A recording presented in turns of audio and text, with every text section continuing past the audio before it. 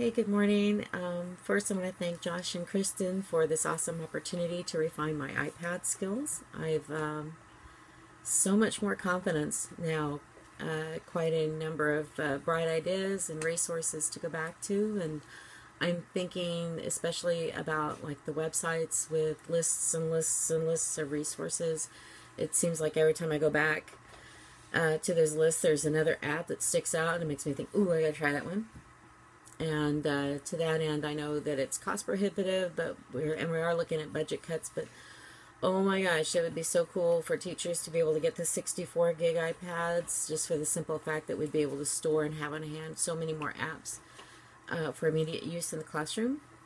And I know you're not in a position to make that decision, so just saying. Anyways, but prior to the iPad integration class, I did have quite a bit of knowledge about integrating technology to support classroom instruction. So if we're talking SAMR, I'd say that I started substituting in 2008 when I started working in a building in Broken Arrow, Oklahoma that had like 5 or 6 smart boards collecting dust in a library storage room. And one of the Spanish teachers had one, and she was really excited about it. And she's like, oh, come to my room and I'll show you how to use it. And I was hooked. I absolutely was hooked. And I was so excited. And I immediately asked my principal for one. And he said yes, and pulled it into my room. And then next thing you know, we basically set a fire in the building because everybody wanted smart boards. Well, not everybody, but a lot of people wanted smart boards and were interested in learning how to use them. And then we were offered a notebook software content creation seminar by Smart. They came to town and offered it. It was Thursday, Friday, Saturday, Sunday. It was a lot of training. But, I started Monday with 2 complete units in notebook software ready to go. And it was really fun. So I still say I was pretty much still hanging out in modification area, though, because yes, I redesigned these activities. I wasn't giving activities with little index cards or sentence strips and things like that anymore. But really, it was the past 5 years at Mayberry that technology's really taken off for me. I do virtual field trips with my students on Google Maps. I don't exchange pen pal letters anymore, just plain letters. We now augment that with video shout outs, although France is 7 hours time difference, so I'm a French teacher. So offering video shout outs is as best we can do. We can't Skype yet. I'm looking at trying to get somebody from Montreal. I'm still trying. Maybe I have to try harder. We don't do posters for presentations at all. I have this really huge stack of poster board. It's just sitting, and we use it for National Academic League games, but the kids don't use it anymore. We use Prezi. Some of the kids still want to use PowerPoint, and I allow that as long as they add elements of audio, video, and interactive elements that make it a little bit more interesting than not just a poster. And what I love about the iPad and Chromebooks is just creating more access points for students to get their hands on technology for more than just games, I've also allowed my students to bring phones to my class for quite a long time now. I teach them, however, my dog, to use their phones for academics, and it's working. I only rarely have a student use their phone for texting or games, and when I do that, they know it's going to the office, and I just, I'm sorry, you chose to do this, and I said no different than, say, using a notebook to write a note to throw it across the room to a friend. It's just not really any different.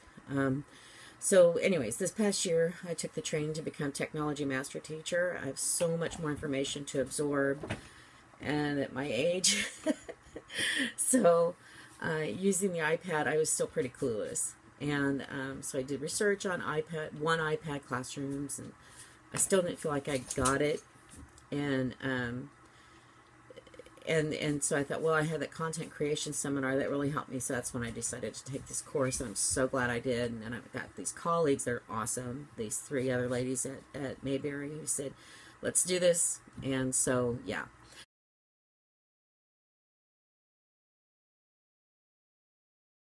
the listener idea think I'm most excited about. That's really hard to choose one. I've never been one to do centers in my class, but now I'm thinking, okay, I have 2 iPads available, my own and then the one from the school. So why not? And so I'm going to use part of my summer developing centers for each of my lessons. Also, I'm definitely using Team Shake, Pick Finger, and Make Dice as a regular classroom tool for gaming in the game activities in the class. There's a Heads Up game by Ellen DeGeneres, which is a lot of fun, but it's very inappropriate for the classroom and for some of the question sets. But there's a Charades Kids, and that is definitely classroom friendly, and you can make your own vocabulary lists, which, being a French and Spanish teacher, I'm like, huh, magnifique. So definitely going to use that one in the class. And get my Avid classes on board with Edmodo. I'm now a lot more skilled on using Edmodo, so I'm going to teach my Avid kids how to use it and start there. Just, I think in SAMR we're taught, just to go take steps, little baby steps. Don't do it all at once. So I'm just going to integrate my 2 7th grade Avid classes this year with Edmodo and then go from there. And a lot of the TMT teachers seem to be using it regularly, so that's very good. Relative newcomer, I just want to make it part of my routine. I also loved Forge it's a beautiful drawing app. Show Me and Doceri seem to be really good whiteboard apps so far. Jot looked like a really good app for the kids because it's very simple, and I tried it with even the cheapest stylus that I have, and it worked well. It didn't skip a lot. Had a good refresh rate. Simple Mind and iBrainstorm are apps I'm going to use frequently for brainstorming. There's also one that's called simply Graphic Organizer. New Notes, New Annotate. I think those will do really well for annotating PDFs and worksheets. Socrative looks interesting. I'm still going to use Plickers, I think, for whole class instruction, just because the kids really like it. But Socrative, I think, would be really good for, I hand the iPad to a kid. Each one of you is going to come up with a question on this topic, whatever we're studying, and let the kids create the questions and the answer lists and see how that works. I think some kids will come up with really great questions, and some will come up with really hard questions that are impossible, some too simple. We'll see. Anyways, I'm learning about Doceri. Find that to be very interesting. Presentation app. It seems like a lot of these apps require a lot of typing, and I do have a really good Bluetooth keyboard. Bought this on, I think I bought it on eBay, but I included the URL as far as to where you can order this. And then some require a stylus, and I have, where did it go? My stylus. Ah, I came in for a stylus. There's this one. This is the Magless. It's practically indestructible, I thought. But the first time I handed it to kids, they immediately started picking at the rubber tip. Does this come out? Anyways, same thing for this one. This is the Adonit Jot Pro. I have not given this to kids. I will not give this to kids because it has this little disc, and that's what it writes with. But I can just see a middle school student. Does this come off? It does now, now that you've broken it. So no, I'm not going to give that to kids, but I do have some cheaper models. And there's a German Shepherd that wants in the video. No, nobody.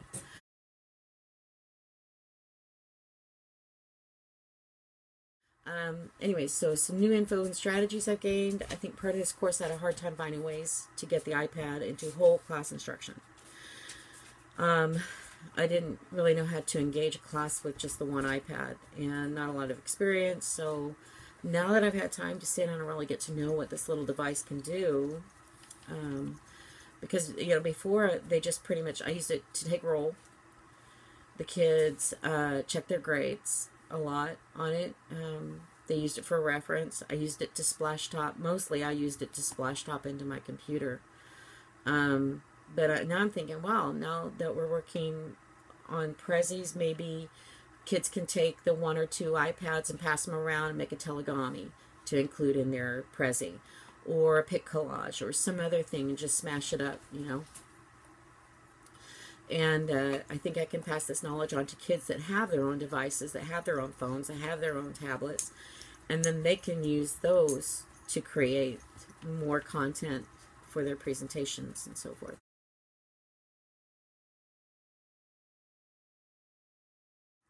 And then finally, question D, I'd say my next step is money. I've got to get some funding for iPads in my classroom. I've looked up, there's actually a lot of resources. There's Digital Wish. They give some 50 technology grants. DonorsChoose.org, GoFundMe.com, Computers for Learning. I don't even have a computer in my classroom for my students to use. I have my laptop, and that's all the computer I have in my classroom, which is kind of silly, I think, for a TMT. But so anyways, yeah, to get another good computer in my classroom. Let's see, there's Corning. Corning gives $3 million a year and some 136 grants. So I want some of that. There's also the Funding Factory, grants.gov. There's just a ton of money out there. Our credit union gives grants of $500 for credit union members, which I am. And last year I won $500 for new buzzers for my NAL team. And I'm thinking maybe they could award it twice. So anyways, thank you so much for the time and effort you spent creating this 3-hour course. That's amazing. And I'd say this definitely is a game changer in a very big way. And to my classmates, you guys are awesome. And to my Mayberry peeps who worked alongside, I think we make a really great team. So thanks for listening. Thanks for everything. Bye.